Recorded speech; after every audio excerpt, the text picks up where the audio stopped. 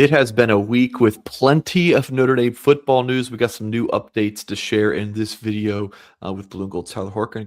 Gonna go ahead and ask you guys to hit the thumbs up on this video.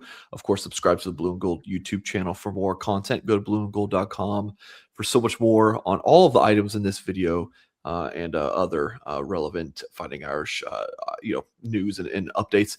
All right, Tyler. Kenny Minchey entering the transfer portal. Well, reportedly going to enter the transfer portal, according to On3's Pete Nakos and others. Of course, the transfer portal does not open until January 2nd. I believe there's a 2-week window. So Minchey, that's when he's going to hit the portal. But the news is out there now for those like kind of back channel conversations, I would assume, to start happening. So I can't imagine this news surprises you, Tyler. No, it doesn't. Maybe the timing of it, like you said, there's a lot of other news to worry about with Notre Dame football right now. So this one kind of popped up on my radar and was like, whoa, I was expecting this, but maybe not right now.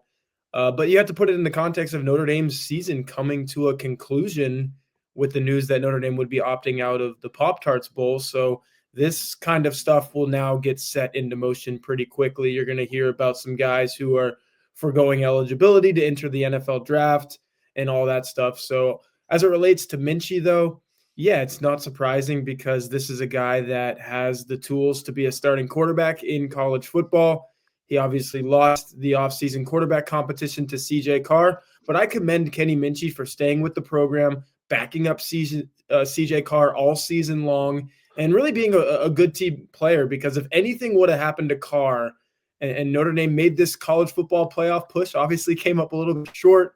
But if anything would have happened to Carr, it would have been on Minchey to step in there and keep that push going. And by all accounts, it seemed like he was locked in and would have been ready to do that. It's not like he would have been a deer in the headlights. So good on him. And I think wherever he ends up, that team is going to be getting a pretty good player. Yeah, like you mentioned, just a total pro and a great teammate throughout everything. And, the Here Come the Irish Peacock series is out, and I know the clip has made the rounds on social media where Freeman told Carr that he was going to be the starting quarterback, and he said, like, hey, this was a very close battle, and that's what Blue and Gold had been reporting all along. So, yeah, some school is going to get a really good cornerback and Kenny Minchey. And Tyler, looking forward, obviously, Minchey leaves because Notre Dame has such an established signal caller in CJ Carr. You would assume, like, okay, listen, there's so much to figure out in the right here and now, but you also have to look in the future. Like CJ Carr is going to be the guy in 2026, and then there's a pretty good chance that he's off to the NFL after his redshirt sophomore season. So what does it look like behind him? That's what I want to discuss now. So Minchey's out. And there was this news that Blue and Gold was first to report that Teddy Jarrard, Notre Dame's class of 2027 quarterback, is looking to reclassify to the 2026 cycle for the 2027 season. Again, presuming that Carr enters the draft after his redshirt sophomore season. Your scholarship quarterbacks are Teddy Jarrard, Noah Grubbs, who would be going on the redshirt freshman seasons, Blake Hebert as a redshirt sophomore, and then whoever that 2027 quarterback signee is as a true freshman. So, Tyler, just like, again, there's so many variables to figure out between now and the 2027 season, of course, but like, what are your thoughts about the future of Notre Dame's quarterback room, especially after, CJ Carr's, potential last season in South Bend? Yeah, it sounds like it's going to be his last season in South Bend. If you just listen to the NFL draft prognosticators and people like that, they think he's good enough to have one more starting season and get on out of here. So if you figure that's going to be the case, I want to start with the Teddy Jarrard news, because that's probably what his line of thinking is.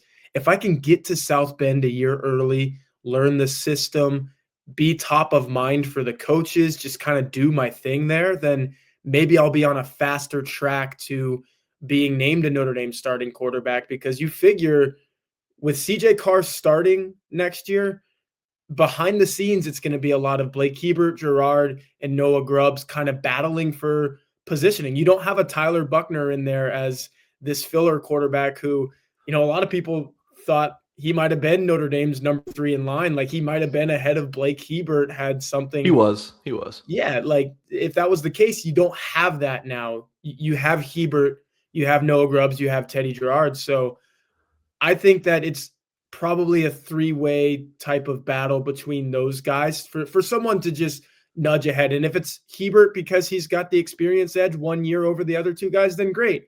That means he would have done something with that year. But if it's someone like a Grubbs or a Jarrard who comes in and like CJ Carr did, and everyone kind of knew, like, hey, Right. CJ Carr is in the shadows right now, but he's going to come to the forefront. Well, If Grubbs or Jarrard can do that, then I think it's a big thing for Notre Dame. this feels like the three-way. Oh, okay, between Hebert for 2027, Hebert, Grubbs, and Jarrard. It kind of feels like Angeli, Minchey, and Carr, with Hebert being Angeli. It's like, okay, you're QB2 next year, Hebert, but are these young bucks going to pass you up? Look, there's so much to figure out between now and then, but is it ultimately for 2027 a Grubbs versus Jarrard battle like it was a Minchey versus Carr battle this past August? That's something that we obviously have a lot of time to figure out, but we'll be discussing in the coming several months. Let's shift gears a little bit, wrapping up this video. How about this news? Pretty expected, but still awesome. Jeremiyah Love, a Heisman finalist. Tyler, you're a Heisman voter. I know that if you spoil your votes, that they're going to send a hitman after you. So don't tell us who you voted for, but Tyler, just your thoughts on Jeremiyah Love getting that invite to New York. First time that Notre Dame's had a player sent to New York for the Heisman ceremony since Manti Te'o.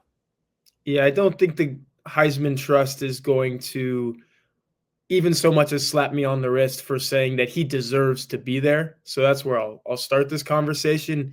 He had a season for the ages, not just from a Notre Dame perspective, but really when you think of like all-time running backs, he was being mentioned alongside Reggie Bush, and he broke Jerome Bettis's touchdown record at Notre Dame single season, and he could have broken the single season rushing record had he not gotten hurt against Stanford, had he been able to play in a bowl game or a playoff game or whatever. So, I mean, this guy was top of the list, top of mind in every single way. He deserves to be in New York City. Is he going to win it? Maybe not. There's a quarterback that is the QB of the number 1 team in the country and just had all eyes on him in the Big Ten championship, who's probably the favorite. If you look at the betting odds, he is the favorite. But just for Love to be there, he's the only non-quarterback to be there. And I think that's a good way of putting it too. There's 3 quarterbacks, and then there's Jeremiyah Love. He's one of a kind. He's one of one, and he deserves to be there. Yeah, I'm not a Heisman voter. If I had to guess right now, I think it's Mendoza's 1. Pavia might be 2, and then it's Love saying for 3 and 4, maybe Love 3, saying 4. That would be my guess right now, Tyler. I don't know if you're allowed to comment on this. I don't know what the rules are here. No, that's fine. I mean, you like I said, you can look at the betting odds usually Right. tell a pretty good story, and I Well, think not with Notre Dame's college football playoff odds minus yeah. 3,000 the morning of. Sometimes Vegas doesn't know all, but in the event of awards like this, they usually get it right. And I think you were right that Mendoza and Pavia were leading the way going into this day that they announced the finalists. All right, folks, please hit the thumbs up on this video. More shows, more videos coming on this YouTube channel.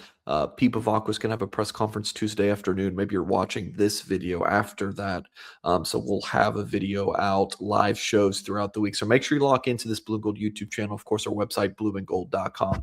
Hit the thumbs up, and we'll catch you guys next time.